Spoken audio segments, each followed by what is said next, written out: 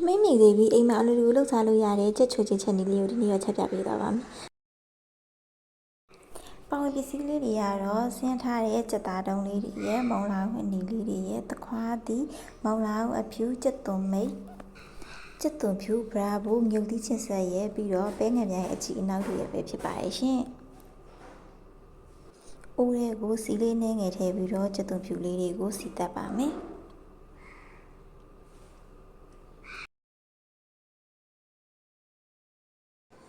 စားစွန်းနဲ့မောက်နေထားတဲ့ကြက်သားစင်ကောလေးတွေကိုထည့်ပြီးတော့ကြော်ပါမယ်။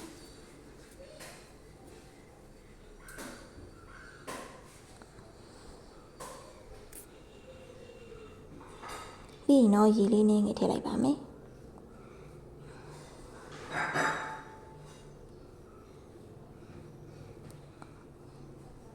ဖုံးလေးခဏလောက်ဖုံးထားလိုက်ပါမယ်ရှင်။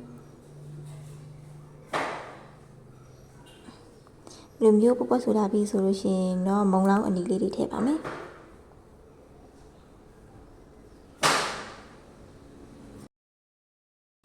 ပြီးရင်တော့မုံလောင်းဒီထည့်ပြီးရင်တော့မုံလောင်းအဖြူနဲ့တခွားသီးလေးတွေရောပြီးတော့ထည့်လိုက်ပါမယ်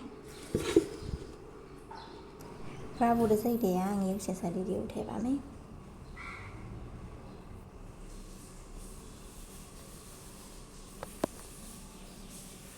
ကျမတို့ကတော့အဖုံးလေးတွေကိုအုပ်ပြီးတော့တည်ပြီးထားပါမယ်ခဏနေချက်ပြီးဆိုလို့ရှိရင်တော့ဒီလိုပုတ်ပွက်ဆူလာပြီးဆိုလို့ရှိရင်တော့နင်းငယ်ဒါရလေးမှုတ်ပြီးထားပါအနံလေးတွေမှုတ်ကြိုင်သွားအောင်ဘွားနေပြီးတော့ကြက်သွန်မိတ်လေးတွေဖြူပေးလိုက်ပါမယ်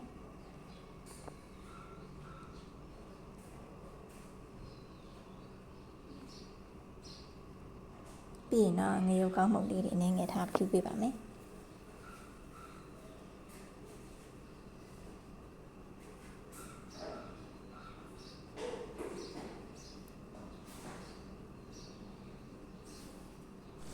နောက်တည်ပြီးချက်ပြီးဆိုရင်တော့ရတာရှိစွာနဲ့စားသုံးလို့ရပါပြီရှင်။